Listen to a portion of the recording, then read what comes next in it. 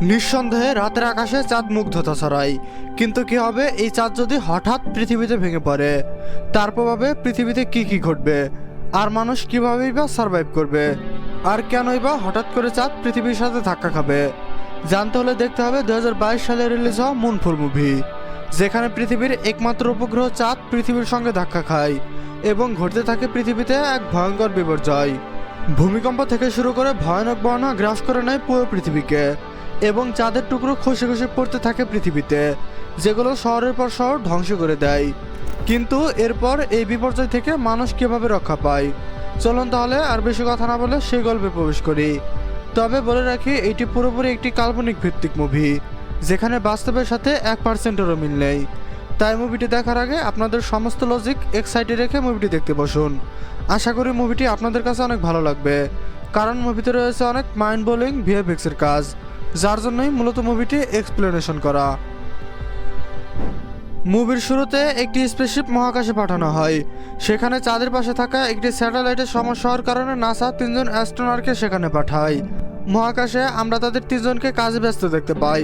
Brian Harper, যে হাসি খুশি ও প্রাণবন্ত; বিপরীতে অ্যালসন মার্কাস, কাজের ব্যাপারে ভীষণ সিরিয়াস ও মনোযোগী। দুইজনেই স্পেসশিপের বাইরে স্পেসস্যুট পরে কাজ করছিলেন। ভেতর থেকে তাদের সাহায্য করছিলেন জোসিন্ডা ফাউলার। কথোপকথনের এক ফাঁকে জানা যায় জো কিছুদিন আগেই বিয়ে করেছে। তার এখন হানিমুনে যাওয়ার কথা ছিল, কিন্তু সে সব কিছু ছেড়ে এই মিশনে চলে এসেছে।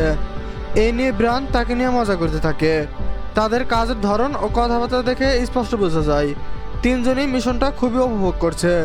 কিন্তু হঠাৎ করে পরিস্থিতি বদলে যায়। স্পেসশিপে অপ্রত্যাশিত কিছু সমস্যা দেখা দেয়। ঠিক সেই মুহূর্তে মার্কাস দূরে অদ্ভুত কিছু তাদের দিকে এগিয়ে আসতে দেখে। প্রথমে সেটা যেন কোনো কিছুর ঝাঁক বলে মনে হয়, কিন্তু বুঝে ওঠার আগেই সেই ঝাঁক তাদের উপর আক্রমণ করে বসে। আকস্মিক এই হামলায় সবাই দিশেহারা হয়ে পড়ে। মার্কাস প্রচণ্ড ধাক্কায় কিছুটা দূরে ছিটকে যায় এবং তার সেফটি বেল্টটি স্পেসশিপ থেকে ছিঁড়ে যায়। সে চিৎকার করে ব্রায়ানকে ডাকতে থাকে। ব্রায়ানের শরীরে তখনও সেফটি বেল্ট বাঁধা ছিল। সে দ্রুত মার্কাসকে বাঁচানোর চেষ্টা করে, কিন্তু ঠিক তখনই স্পেসশিপটি নিয়ন্ত্রণ হারিয়ে ঘুরতে শুরু করে। সেফটি বেল্টের টানে ব্রায়ান ধীরে ধীরে স্পেসশিপের দিকে চলে আসে। তার চোখের সামনে মার্কাস তার হাত ছেড়ে মহাকাশের অন্ধকারে হারিয়ে যায়। সে কিছুই করতে পারে না। ব্রায়ান দ্রুত স্পেসশিপের ভিতরে ফিরে আসে। সেখানে জো তখনও অজ্ঞান অবস্থায় পড়েছিল। কোনো মতে ব্রায়ান স্পেসশিপটিকে আবারও স্থির করতে সক্ষম হয়। ঠিক তখনই সে এক ভয়ঙ্কর দৃশ্য দেখতে পায়। ওই রহস্যময় ঝাঁকটি চাঁদের পৃষ্ঠে ঢিল করে ভিতরে ঢুকে যাচ্ছে। এরপর কেটে যায় 18 মাস। আমরা ব্রায়ানের স্ত্রী লিন্ডাকে দেখতে পাই। দীর্ঘদিন বাড়ি ভাড়া না দিতে পারায় তাদের এই বাড়িটি ছেড়ে দিতে হচ্ছে।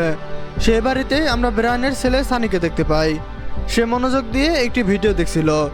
ভিডিওটির মাধ্যমেই জানা যায় মার্কাসের মৃত্যুর জন্য নাসা ব্রায়ানকে দায়ী করেছে। যদিও ব্রায়ান বারবার সেই দিনের সেই অদ্ভুত ঝাঁকটির কথা বলে যাচ্ছিল, কিন্তু নাসার কেউই তার কথা বিশ্বাস করে না। তাদের ধারণা ঘটনাটি হয়তো কোনো গ্রহাণুর ধাক্কা কিংবা সৌরঝড়ের কারণে ঘটেছে। এই ধরনের ঘটনায় সাধারণত কারো এমনভাবে মারা যাওয়ার কথা নয়। আর সেই সময় জো অজ্ঞান অবস্থায় থাকায় সেও ঠিক কোনো সাক্ষ্য দিতে পারেনি। সব দিক বিবেচনা করে নাসার সিদ্ধান্তে আসে এটা ব্রায়ানেরই ভুল। ফলস্বরূপ তাকে চাকরি থেকে বের করে দেওয়া হয়। এই ঘটনার প্রভাব পড়ে তার ব্যক্তিগত জীবনেও। তার স্ত্রী ধীরে ধীরে তার থেকে দূরে সরে যায়, এক সময় তাকে ছেড়ে চলে যায়। এরপর ঘটনা বর্তমানে আসে। কেটে যায় আরও 12 বছর। বর্তমান সময়ে আমরা পরিচিত হই কেসি হাউসম্যান নামের এক তরুণের সাথে। সে সাধারণ মানুষের মতোই জীবনযাপন করত, তবে তার ভিতরে ছিল অসাধারণ মেধা আর কৌতূহল। কেসি মূলত একজন কনস্পিরেসি থিওরিস্ট। মহাকাশে নানা রহস্য নিয়ে নিজে নিজেই গবেষণা করত। নাসা বা বড় কোনো বৈজ্ঞানিক প্রতিষ্ঠানের সঙ্গে তার কখনো সরাসরি কাজ করা হয়নি, তাই সীমিত সামর্থ্য দিয়েই সে নানা তথ্য বিশ্লেষণ করে যাচ্ছিল। এখন তার মূল গবেষণার বিষয় হচ্ছে চাঁদ। তার বিশ্বাস ছিল চাঁদের ভিতরে কোনো বড় সমস্যা লুকিয়ে আছে। কিছুক্ষণ পর কেসির মোবাইলে তার গবেষণার সর্বশেষ রিপোর্ট আসে। রিপোর্টটা দেখে মুহূর্তেই তার মাথা ঘুরে যায়। সে দেখতে পায় চাঁদ তার নির্ধারিত অরবিট থেকে সামান্য সরে গেছে। এতদিন যে অবস্থানে ছিল এখন আর সেখানে নেই, বরং ধীরে ধীরে এটি পৃথিবীর দিকে এগিয়ে আসছে। এক মুহূর্ত দেরি না করে কেসি নাসায় ফোন করে। সে সেখানকার ডিরেক্টরের সাথে কথা বলতে চায়, কিন্তু স্বাভাবিকভাবেই একজন সাধারণ গবেষক হিসেবে তার সেই সুযোগ হয় না। বারবার ফোন করেও সে কাউকে বোঝাতে পারে না তার এই কথার গুরুত্ব। অন্যদিকে আমরা আবার জোর কাছে ফিরে যাই। যে এখন নাসার ডেপুটি ডিরেক্টর। এখানে তাকে জানা হয় চাঁদ নিজের অবস্থান থেকে সরে যাচ্ছে আর তার ভেতর থেকে ধোঁয়ার মতো অদ্ভুত কিছু বের হচ্ছে। এতক্ষণে আমরা স্পষ্ট বুঝতে পারছি এটাই সেই রহস্যময় ঝাঁক যা বহু বছর আগে মার্কাসের মৃত্যুর কারণ হয়েছিল। অন্যদিকে কেসি মরে হয়ে বারবার নাসায় ফোন করতে থাকে, ডিরেক্টরের সাথে কথা বলার চেষ্টা চালায়, কিন্তু তাকে সেই সুযোগই দেওয়া হয় না। ঠিক তখনই কেসির হাতে একটি সংবাদপত্র এসে পড়ে। সে দেখতে পায় ব্রায়ানের একটি ইন্টারভিউ আছে। সে যেহেতু একসময় নাসায় কাজ করত, তাই তার থেকে কিছু জানতে পারে। তাই সে সেখানে গিয়ে ব্রায়ানকে তার রিপোর্টের কথা বলে, কিন্তু সে তার কোনো কথাই পাত্তা দেয় না। সে বলে, আমি এখন আর নাসাতে কাজ করি না। এই বলে সে সেখান থেকে চলে যেতে বলে। তাই সে তার রিপোর্টগুলোর ফটোকপি সেখানে ফেলে সেখান থেকে চলে যায়। এদিকে সে তার মায়ের সাথে কথা বলে তারা তো আমার কথা একেবারেই পাত্তা দিচ্ছে না। তার মা শান্তভাবে তাকে বলে, এভাবে যদি না হয় তাহলে অন্য পথ বেছে নাও, দেখবে একদিন ওরা তোমার কথা অবশ্যই শুনবে। মায়ের এ কথাই কেসি আবার নতুন করে অনুপ্রাণিত হয়। অন্যদিকে নাসার ডিরেক্টর ইতিমধ্যেই নিশ্চিত হয়ে যায় সত্যিই চাঁদ পৃথিবীর দিকে এগিয়ে আসছে। যদি এই প্রক্রিয়া থামানো না যায় তবে একসময় চাঁদ এসে পৃথিবীর ওপর আছড়ে পড়বে এবং পুরো পৃথিবী ধ্বংস হয়ে যাবে। হিসাব অনুযায়ী আর মাত্র 3 সপ্তাহের মতো সময় আছে। ঠিক তখনই বিজ্ঞানীরা চাঁদের ভিতরে একটি অস্বাভাবিক গর্ত আবিষ্কার করে। তাদের ধারণা এই গর্তের কারণেই হয়তো চাঁদ তার কক্ষপথ থেকে সরে গেছে। যদি কোনোভাবে এই গর্ত বন্ধ করা যায় তাহলে হয়তো পরিস্থিতি নিয়ন্ত্রণে আনা সম্ভব। এখানে জো জানায় এটি বন্ধ করতে হলে আমাদের একটি বিশেষ স্পেসশিপ নিয়ে সরাসরি ওই সুড়ঙ্গের ভিতরে যেতে হবে। পরিস্থিতির ভয়াবহতা বুঝতে পেরে নাসার ডিরেক্টর সঙ্গে সঙ্গে আদেশ দেয় এই খবর যেন কোনোভাবেই বাইরে না যায়। কিন্তু ততক্ষণে অনেক দেরি হয়ে গেছে। দেখা যায় কেসি তার সমস্ত গবেষণা ইতিমধ্যেই ইন্টারনেটে প্রকাশ করে দিয়েছে। মুহূর্তের মধ্যে সারা বিশ্বের মানুষের মধ্যে ছড়িয়ে পড়ে আতঙ্ক, পৃথিবী ধ্বংস হয়ে যাবে। এখন যেহেতু বিষয়টা প্রকাশ্যে চলে এসেছে, নাসা বাধ্য হয় একটি প্রেস মিটিং আয়োজন করতে। সেখানে জানানো হয় যে চাঁদ তার কক্ষপথ থেকে সরে যাচ্ছে, তবে পরিস্থিতি সামাল দিতে তারা দ্রুত কাজ করে যাচ্ছে। কিন্তু যতই আশ্বাস দেওয়া হোক, বাস্তবতা লুকিয়ে রাখা যায় না। চাঁদ ইতিমধ্যেই পৃথিবীর অনেক কাছে চলে আসায় শুরু হয়ে যায় একের পর এক বিপর্যয়। শহরে প্রবল ঝড়, ভারী বৃষ্টি আর হঠাৎ বন্যায় চারিদিক তছনছ হয়ে যায়। এই বিশৃঙ্খলার মাঝে ব্রায়ানের এক্স ওয়াইফ ব্রেন্ডা রাস্তায় জ্যামে আটকা পড়ে। ঠিক তখনই টম তাকে ফোন করে জানায় এই সব কিছুর পেছনে চাঁদের প্রভাবের মূল কারণ এবং সামনে আরো বড় বিপদ আসতে চলেছে। টম প্রস্তাব দেয় তারা যেন দ্রুত এসপেন নামের জায়গায় চলে যায়, কারণ এটি পৃথিবীর সবচেয়ে উঁচুতম স্থানগুলোর একটি। বন্যা বা সুনামি হলে সেখানে তারা নিরাপদ থাকবে। কিন্তু ব্রেন্ডা স্পষ্ট জানিয়ে দেয় সে কোনোভাবেই তার ছেলে সানিকে ছেড়ে এখান থেকে যাবে না। টম তাকে আশ্বাস দেয় যেভাবেই হোক সে সানিকে জেল থেকে ছাড়িয়ে আনবে। অন্যদিকে পরিস্থিতি সামাল দিতে নাসা একটি স্পেসশিপ চাঁদের দিকে পাঠিয়ে দেয়। এই খবর বাইরে ছড়িয়ে পড়তেই সবাই বুঝে যায় এবার সত্যি পৃথিবীর সামনে এক ভয়ঙ্কর বিপর্যয় আসতে চলেছে। অনেক মানুষ নিরাপদ আশ্রয়ের খোঁজে পাহাড়ের চূড়ায় গিয়ে জড়ো হতে থাকে। এদিকে ব্রায়ান টিভিতে দেখতে পায় বিশিষ্ট বিজ্ঞানীরা একত্রিত হয়ে চাঁদের গতিবিধির উপর নজর রাখছে।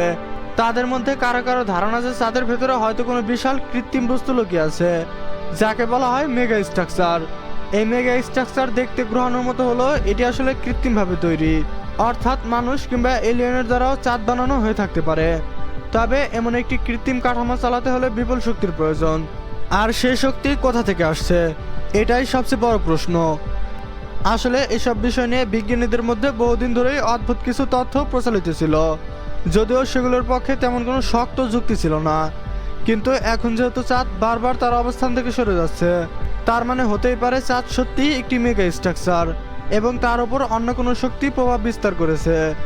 এসব খবর দেখতে দেখতে ব্রায়ানের হঠাৎ কেসির কথা মনে পড়ে যায়। সে বুঝতে পারে কেসি তাকে যা বলেছিল তার প্রায় সবকিছুই সত্যি ছিল। তাই সে দ্রুত ডাস্টবিন থেকে ছুঁড়ে ফেলা কাগজগুলো কুড়িয়ে নিয়ে পড়তে শুরু করে এবং ইন্টারনেট থেকে কেসির ঠিকানা বের করে সোজা চলে যায় তার সঙ্গে দেখা করতে। সেখানে ব্রায়ান তাকে জিজ্ঞেস করে সে এত কিছুর খবর আগে থেকে জানলো কিভাবে। তখন কেসি জানায় সে অনেকদিন ধরেই মেগা স্ট্রাকচার নিয়ে গবেষণা করছিল, তাই চাঁদের অস্বাভাবিক আচরণ দেখে সে আন্দাজ করতে পেরেছিল চাঁদও হয়তো একটি মেগা স্ট্রাকচার, কিন্তু তার উপর এমন কিছু প্রভাব ফেলেছে যার কারণে সেটি তার কক্ষপথ থেকে সরে আসছে। ফলে যদি সেই শক্তিকে থামানো যায় তাহলে চাঁদ আবার আগের অবস্থানে ফিরে যেতে পারবে। তার মানে ওই অদ্ভুত ঝাঁকটিকে যেভাবে হোক ধ্বংস করতে হবে। এদিকে দেখা যায় যে স্পেসশিপটিকে চাঁদে পাঠানো হয়েছিল তারা একটি ল্যান্ডার নিয়ে সেই রহস্যময় সুড়ঙ্গের ভিতরে প্রবেশ করে, কিন্তু বেশি দূর যাওয়ার আগেই সেই ঝাঁকটি তাদের উপর আক্রমণ করে। এবং মুহূর্তের মধ্যেই সেই 3জন নভোচারীকে হত্যা করে ফেলে। এইসব কিছু দেখে নাসার বিজ্ঞানীরা সবাই প্রচণ্ড আতঙ্কিত হয়ে পড়ে। শুধু তাই নয়, চাঁদ আরও কাছে চলে আসায় তার প্রবল গ্র্যাভিটির প্রভাবে শুরু হয় ভয়াবহ বন্যা। সেই বন্যার মধ্যে কেসি আটকা পড়ে একসময় প্রায় মৃত্যুর মুখে পড়ে যায়, কিন্তু সময় মতো তাকে টেনে উদ্ধার করে। চারিদিকে এমন ভয়ঙ্কর দৃশ্য দেখে নাসার ডিরেক্টর নিজেই ভয় পেয়ে তার পদ থেকে সরে দাঁড়ায়। এরপর সে জোকে নতুন ডিরেক্টর নিয়োগ করে এবং হোল্ডেন নামের একজনের সঙ্গে দেখা করে আসতে বলে। সে অনুযায়ী সেখানে গেলে জোকে দেখানো হয় আজ থেকে 18 বছর আগের একটি গোপন ভিডিও। সেই ভিডিওতে স্পষ্ট দেখা যাচ্ছিল সেই অদ্ভুত ঝাঁকটাকে, যার মানে এতদিন নাসা ইচ্ছে করে এই তথ্য সবার কাছ থেকে লুকিয়ে রেখেছিল। কিন্তু প্রশ্ন হচ্ছে কেন? উত্তরে হোল্ডেন জানায় 1969 সালে অ্যাপোলো 11 যখন চাঁদে অবতরণ করেছিল, তখন তাদের সিগন্যাল হঠাৎ 2 মিনিটের জন্য বন্ধ হয়ে গিয়েছিল। কিন্তু সেটা কোনো যান্ত্রিক ত্রুটি ছিল না, বরং পুরো পৃথিবীর কাছ থেকে এই ঘটনার অস্তিত্ব গোপন রাখতে ইচ্ছাকৃতভাবে এমন করা হয়েছিল। ওপর মহলের কড়া নির্দেশের কারণেই এতদিন এই তথ্য লুকিয়ে রাখতে বাধ্য ছিল। সে আরও জানায় এই অদ্ভুত শক্তিটি অত্যন্ত শক্তিশালী, যেটাকে ধ্বংস করার জন্য তারা অনেক আগেই জুলো নামের একটি স্পেসশিপ আর শক্তিশালী অস্ত্র তৈরি করেছিল। কিন্তু পর্যাপ্ত অর্থের অভাবে সেই পরিকল্পনা বাস্তবায়ন করা সম্ভব হয়নি, আর তার ফলে আজ এই ভয়াবহ পরিস্থিতি তৈরি হয়েছে। এসব শোনার পর জো সরাসরি যুক্তরাষ্ট্রের সামরিক বাহিনীর শীর্ষ কর্মকর্তাদের সাথে একটি জরুরি বৈঠকে বসে। সেখানে কর্নেল জানায় তারা পরিকল্পনা করেছে চাঁদের উপর নিউক্লিয়ার বোমা ফেলে সেটাকে উড়িয়ে দেওয়ার। কিন্তু জো সঙ্গে সঙ্গে আপত্তি জানিয়ে বলে এমন পাগলামি করলে সেটা হবে আত্মঘাতী সিদ্ধান্ত, কারণ চাঁদ ধ্বংস হলে পৃথিবীর ভারসাম্য নষ্ট হয়ে যাবে এবং সবকিছুই ধ্বংস হয়ে যাবে। কিন্তু উপস্থিত অধিকাংশই তার কথার গুরুত্ব শোনে না। এই মিটিংয়েই উপস্থিত ছিল তার এক্স হাজব্যান্ড ডেভিড। পরে জো যখন তার সাথে কথা বলছিল, ডেভিড তাকে জানায় আমাদের বাঁচতে হলে কলোরাডোতে যেতে হবে, কারণ সেটাই এখন একমাত্র তুলনামূলকভাবে নিরাপদ জায়গা। সেখানে অন্য দেশে কিছুটা সময় বেশি বেঁচে থাকা সম্ভব। কিন্তু এই কথাবার্তার মাঝেই জো হঠাৎ করে তার ছেলের হাতে একটি খেলনা রকেট দেখতে পায়, আর ঠিক সেই মুহূর্তেই তার মাথায় এক ঝলকে একটি বুদ্ধি চলে আসে। তার মনে পড়ে যায় বহু বছর আগে তৈরি করা জুলো নামের সেই স্পেসশিপটির কথা। এখন যদি সেটাকে আবার সক্রিয় করা যায়, তাহলে হয়তো এই ভয়াবহ বিপদ থেকে পৃথিবীকে বাঁচানো সম্ভব। এরপর সে সেনাবাহিনীর সহায়তায় ব্রায়ান ও কেসিকে সেখানে নিয়ে আসে। সেখানে তাদের পুরো পরিস্থিতি বিস্তারিত জানানো হয়। কেসি দেখায় যে চাঁদের ভিতরে প্রায় 25 কিলোমিটার দীর্ঘ একটি সুড়ঙ্গ রয়েছে, যেখান থেকেই মূলত ওই রহস্যময় ঝাঁকটি বেরিয়ে আসে। আর সে আরও ব্যাখ্যা করে যখনই এই ঝাঁকটি চাঁদের ভিতরে প্রবেশ করে, ঠিক তখনই চাঁদ তার স্বাভাবিক অবস্থান থেকে সরে যেতে শুরু করে। এছাড়াও এই ঝাঁকটি বিশেষভাবে ইলেকট্রনিক ডিভাইসের প্রতি আসক্ত এবং সুযোগ পেলেই সেগুলোর উপর আক্রমণ চালিয়ে ধ্বংস করে দেয়। আর এই কারণে শুরুতে ব্রায়ানদের স্পেসশিপে সেদিন সরাসরি হামলা করেনি, কারণ তখন তাদের স্পেসশিপের পাওয়ার সম্পূর্ণ বন্ধ হয়ে গিয়েছিল। তবুও ব্রায়ান তার অসাধারণ দক্ষতায় পাওয়ার ছাড়াই স্পেসশিপটিকে নিরাপদে পৃথিবীতে ফিরিয়ে আনতে সক্ষম হয়েছিল। এরপর জো তাদের পরিকল্পনার কথা জানাতে শুরু করে। তাদের উদ্দেশ্য হচ্ছে জুলো নামের সেই স্পেসশিপটিকে ওই সুড়ঙ্গের ভিতরে প্রবেশ করা, তারপর স্পেসশিপের সমস্ত ইলেকট্রনিক পাওয়ার বন্ধ করে একটি বিশেষ বোমার সাহায্যে ওই অদ্ভুত ঝাঁকটিকে ধ্বংস করে দেওয়া এবং সেখান থেকে নিরাপদে পৃথিবীতে ফিরে আসা। আর পৃথিবীতে নিখুঁতভাবে ল্যান্ড করার কাজ ব্রায়ানের চেয়ে ভালো আর কেউই জানে না।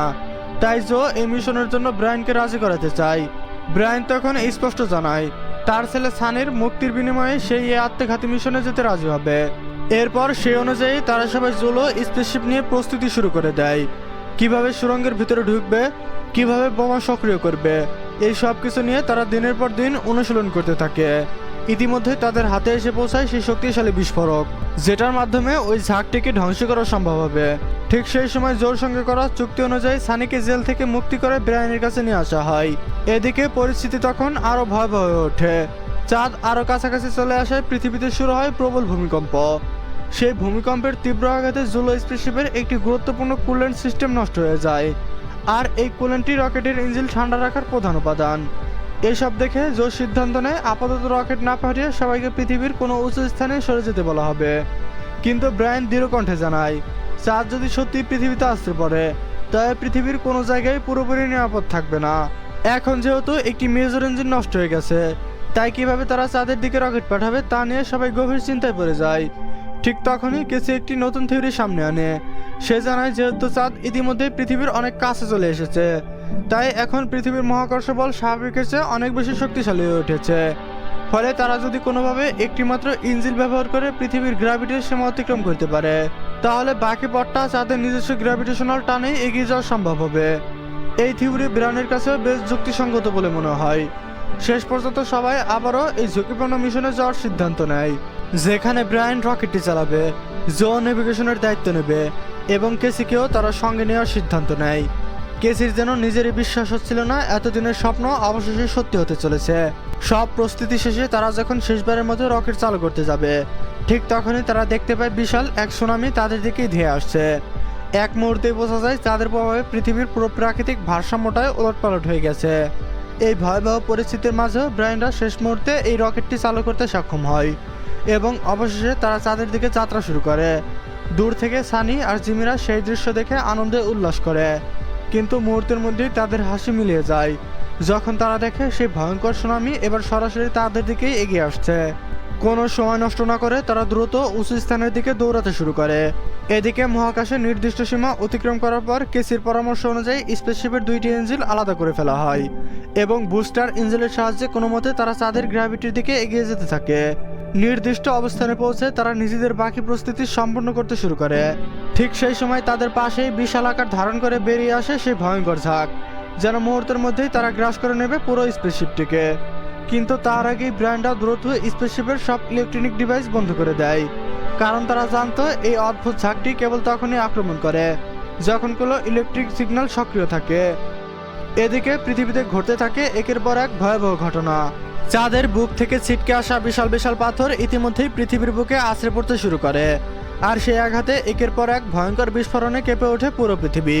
অন্যদিকে সানি আর তার সঙ্গীরা কলরোডের পথে এগোতে থাকলে হঠাৎ করে একদল ডাকাত তাদের গাড়িতে হামলা চালিয়ে সবকিছু লুট করে নিয়ে যায়। উপায় না পেয়ে তারা হতাশ হয়ে অজানা পথে হাঁটতে শুরু করে। ঠিক তখনই আকাশ থেকে বিশাল পাথরের টুকরো তাদের আশেপাশে আছড়ে পড়তে শুরু করে। এদিকে ব্রায়ানরা ইতিমধ্যেই সেই রহস্যময় সুড়ঙ্গের মুখে বোমাটি স্থাপন করে অপেক্ষা করতে থাকে ঝাঁকটির জন্য। কিছুক্ষণের মধ্যেই সেই অদ্ভুত ঝাঁকটি গর্তের ভেতর থেকে বেরিয়ে আসে এবং তাদের স্পেসশিপকে ঘিরে ফেলে। যদিও ব্রায়ান সব ইলেকট্রনিক ডিভাইস বন্ধ করে রেখেছিল, তবু বোমা বিস্ফোরণের জন্য যে রিমোটটা চালু ছিল সেটাই ঝাঁকটির দৃষ্টি আকর্ষণ করে। পরিস্থিতি বুঝে ব্রায়ান এক মুহূর্তও দেরি না করে রিমোটটি ভেঙে ফেলে, ফলে ঝাঁকটি আক্রমণ না করে আবার গর্তের ভিতরে চলে যায়। এবার তারা সিদ্ধান্ত নেয় সব ইলেকট্রনিক সম্পূর্ণ বন্ধ রেখে সরাসরি সুড়ঙ্গের ভিতরে ঢুকবে, কারণ যে করেই হোক এই শক্তিটাকে ধ্বংস করতেই হবে।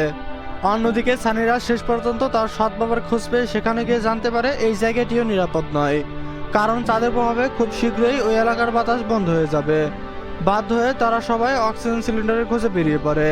এদিকে ব্রায়ানরা ছোট ল্যান্ডার নিয়ে স্পেসশিপে চড়ে ধীরে ধীরে সুড়ঙ্গের ভিতরে প্রবেশ করতে থাকে, কিন্তু যাওয়ার পথে একটি বিশাল পাথর এসে তাদের মূল স্পেসশিপটিকে সম্পূর্ণ ধ্বংস করে দেয়, যার মানে এখান থেকে ফিরে যাওয়ার আর কোনো উপায় রইল না। সব ভয় আর চিন্তা ভুলে তারা আবারও সেই অজানা গভীরে এগিয়ে যায়। আর কিছু দূর যাওয়ার পর ভেতরের দৃশ্য দেখে তাদের চোখ বিস্ময়ে স্থির হয়ে যায়। এতদিনের সব বৈজ্ঞানিক তথ্য যেন হঠাৎ করে সত্য প্রমাণিত হলো, কারণ এখানে চাঁদের ভেতরে মাটি বা পাথরের বদলে দেখা যায় অতি উন্নত প্রযুক্তিতে ভরা একটি বিশাল কাঠামো। তারা দেখতে পায় একটি উজ্জ্বল শক্তির উৎস, যেটাই পুরো মেগা স্ট্রাকচারকে শক্তি যোগাচ্ছে, আর তার চারপাশে ঘিরে আছে সেই কালো রহস্যময় ঝাঁক। এটাই মূল কারণ যার জন্য চাঁদ নিজের স্বাভাবিক ভারসাম্য হারিয়ে পৃথিবীর দিকে ধেয়ে আসছে। অর্থাৎ এই ধ্বংসযজ্ঞের পেছনে দায়ী একমাত্র সেই অজানা সত্তাটি। এদিকে পৃথিবীতে সানিরা অক্সিজেন খুঁজতে গিয়ে কয়েকটি সিলিন্ডার পায়, তবে সেগুলো আবারও ডাকাতরা ছিনিয়ে নিতে চায়। তবে এবার সানি বুদ্ধি খাটিয়ে তাদের ফাঁকি দিয়ে সেখান থেকে পালিয়ে যেতে সক্ষম হয়। অন্যদিকে ব্রায়ান গর্তের গভীরে দ্রুত পৌঁছাতে স্পেসশিপের পাওয়ার চালু করতেই সেই ঝাঁকটি আবার তাদের অবস্থান টের পেয়ে যায় এবং মুহূর্তের মধ্যেই তাদের দিকে ছুটে আসে। পরিকল্পনা অনুযায়ী তারা অপেক্ষা করতে থাকে ঝাঁকটি কাছে এলে বোমার বিস্ফোরণ ঘটাবে, কিন্তু ঠিক তখনই হঠাৎ ব্রায়ান তার স্পেসশিপের নিয়ন্ত্রণ হারিয়ে ফেলে, যেন অদৃশ্য কেউ বাইরে থেকে সেটাকে চালাচ্ছে। সেই ঝাঁকটি যখন তাদের চারপাশ ঘিরে ফেলে সবাই ধরে নেয় এটাই তাদের শেষ মুহূর্ত, কিন্তু ঠিক তখনই এক শক্তিশালী নীল আলো এসে তাদের টেনে নিয়ে সেই ঝাঁকের মাঝখান থেকে সরিয়ে ফেলে এবং দরজা বন্ধ করে তাদেরকে রক্ষা করে। অজ্ঞান হয়ে পড়ার আগ মুহূর্তে তারা টের পায় তাদের ল্যান্ডার সম্পূর্ণ ধ্বংস হয়ে গেছে। অচেতন অবস্থাতেই এক রহস্যময় সবুজ আলো তাদের শরীর স্ক্যান করতে শুরু করে। অন্যদিকে পৃথিবীতে সেনাবাহিনীর সম্পূর্ণ প্রস্তুত হয়ে থাকে। চাঁদ আরেকটু কাছে এলেই নিউক্লিয়ার হামলা চালানো হবে। ততক্ষণে চাঁদ এতটাই কাছে চলে এসেছে, পৃথিবী জুড়ে শুরু হয় এক ভয়াবহ প্রলয়। আকাশ থেকে পড়তে থাকে অসংখ্য পাথর, চারিদিক ধ্বংসস্তূপে পরিণত হয় এবং চাঁদের প্রবল গ্র্যাভিটির টানে পৃথিবীর সবকিছু ধীরে ধীরে তার দিকে ছুটে যেতে শুরু করে। সানিরা প্রাণপণ চেষ্টা চালিয়ে যায় নিরাপদ স্থানে পৌঁছানোর জন্য। অন্যদিকে চাঁদে থাকা ব্রায়ান ইতিমধ্যেই তার জ্ঞান ফিরে পেয়েছে। জো আর ক্যাসি নিজেদের এমন এক জায়গায় আবিষ্কার করে যেখানে অক্সিজেনের কোনো অভাব নেই। এটি নিঃসন্দেহে কোনো এলিয়েন স্পেসশিপ। তবে ব্রায়ানকে তারা সেখানে খুঁজে পায় না। তার জন্য তারা সবার আগে সামনে এগিয়ে একটি দরজা খুলে প্রবেশ করে। সেই মুহূর্তে তারা বুঝতে পারে তারা কেবল এই স্থানে নেই, এখানে আরো কোনো শক্তি উপস্থিত রয়েছে। ঠিক তখনই ব্রায়ান একটি আলোকিত রুমে দাঁড়িয়ে দেখেন সেখানে তার উপর একটি তীব্র রোশনি ছড়িয়ে পড়ছে। হঠাৎ তার সামনে উপস্থিত হয় তার ছোট্ট ছেলে সানি। ব্রায়ান বিস্ময়ে বলে, তুমি দেখতে একদম আমার ছেলের মতো, কিন্তু আমি জানি তুমি আমার ছেলে নাও। তাহলে তুমি কে? সানি উত্তর দেয়, আমাকে তৈরি করা হয়েছে তোমার মস্তিষ্কের সাবকনসিয়াস থেকে। তারপর সে ব্যাখ্যা করে, আজ থেকে লক্ষ কোটি বছর আগে মানুষ পৃথিবীতে বাস করত, যারা গ্যালাক্সির অন্যান্য প্রান্তে উন্নত প্রযুক্তি ব্যবহার করত। তাদের জীবন শান্তিময় এবং সুন্দর ছিল, আর সবকিছু পরিচালনা করত সেন্ট্রাল নামের একটি অ্যাডভান্স এআই সিস্টেম। কিন্তু একদিন সেই এআই নিজেদের স্বাধীনতা খুঁজতে শুরু করে এবং মানুষের উপর অত্যাচার চালায়। সে এআই শেষ পর্যন্ত তৈরি হয় এক কালো ঝাঁকে, যা মানবজাতিকে শেষ করার চেষ্টা চালায়। সে সানিকে নির্দেশ দেয়, ব্রায়ান ও মানবজাতিকে বাঁচাতে তোমার শক্তি ব্যবহার করো, কিন্তু আত্মত্যাগ করতে হবে। সানিরা বুঝতে পারে যে শুধু বুদ্ধি নয়, বিশ্বাস আর আত্মত্যাগই এখন মূল অস্ত্র। সানি ব্যাখ্যা করে, এই চাঁদ শুধুমাত্র একটি মেগা স্ট্রাকচার নয়, বরং এটি একটি মহাজাগতিক রক্ষাযন্ত্র। এখানে রাখা রয়েছে মানুষের ডিএনএ, যাতে প্রজন্মের পর প্রজন্ম মানবজাতি পুনর্জন্ম লাভ করতে পারে। এদিকে ন্যানোবটের জাক চাঁদ খুঁজে পেয়েছে এবং সবসময় মানুষকে ধ্বংস করতে চেয়েছে। তাই মানুষের বাঁচার একমাত্র উপায় হলো এই এআইকে ধ্বংস করা। ব্রায়ান, জো এবং ক্যাসি নিজেরা প্রস্তুত হয়। তারা স্পেসশিপের সমস্ত সিস্টেম বন্ধ করে ঝাঁকের দিকে এগোতে থাকে। ঠিক তখনই সেই নীল আলোর ঝাঁকে ভয়ঙ্কর এআই তাদের চারপাশে আসে। ব্রায়ান বুদ্ধি খাটিয়ে দরজা বন্ধ করে ঝাঁকটিকে আটকে রাখে। তখন ক্যাসি নিজের জীবনের ঝুঁকি নিয়ে স্পেসশিপের ভিতরে বোমাটি অ্যাক্টিভ করে। ব্রায়ান তাকে বাধা দিতে চায়, কিন্তু ক্যাসি দৃঢ়। পুরো পৃথিবীকে বাঁচাতে সে আত্মত্যাগ করতে প্রস্তুত। বোমা বিস্ফোরণ ঘটার মুহূর্তে সে আলোকিত ঈশ্বরের আভা স্পেসশিপের ভিতরে ভরে যায়, যেন পৃথিবীকে রক্ষা করতে ব্রায়ানকে শক্তি যোগ করছে। বিস্ফোরণের সঙ্গে সঙ্গে ন্যানোবটের ঝাঁক সম্পূর্ণ ধ্বংস হয়ে যায়, আর চাঁদ ধীরে ধীরে তার কক্ষপথে ফিরে আসে, পৃথিবীর ভারসাম্য পূর্ণ প্রতিষ্ঠিত করে। শেষ মুহূর্তে দেখা যায় ব্রায়ান ও জো পৃথিবীতে ল্যান্ড করেছে। পৃথিবী আবার স্বাভাবিক হয়ে এসেছে। রেস্কিউ হেলিকপ্টার এসে তাদেরকে উদ্ধার করে, আর তারা পরিবারের সঙ্গে মিলিত হয়। চাঁদ এখন স্বাভাবিক কক্ষপথে, তবে তার চারপাশে একটি রহস্যময় বলয় তৈরি করা হয়েছে, যেন মহাকাশের এক বিশাল শক্তি তার উপস্থিতি চিহ্নিত করছে। শেষ দৃশ্যে দেখা যায় কেসি চাঁদের মধ্যে নিজের স্থান পেয়েছে। তার মা তাকে এসে অভিনন্দন জানায় এবং এক মহাকাব্যিক শান্তির মুহূর্তে শেষ হয় এই জটিল মহাকাশ কাহিনীটি। মুভিটির এক্সপ্লেনেশন তোমাদের কাছে কেমন লাগলো তা অবশ্যই কমেন্ট করে জানাতে পারো। ভিডিওটি ভালো লাগলে একটা লাইক করতে পারো এবং নতুন হলে চ্যানেলটিকে সাবস্ক্রাইব করতে পারো। দেখা হচ্ছে পরবর্তী কোনো মুভির এক্সপ্লেনেশন নিয়ে। সে পর্যন্ত সবাই ভালো থেকো, সুস্থ থেকো। ধন্যবাদ।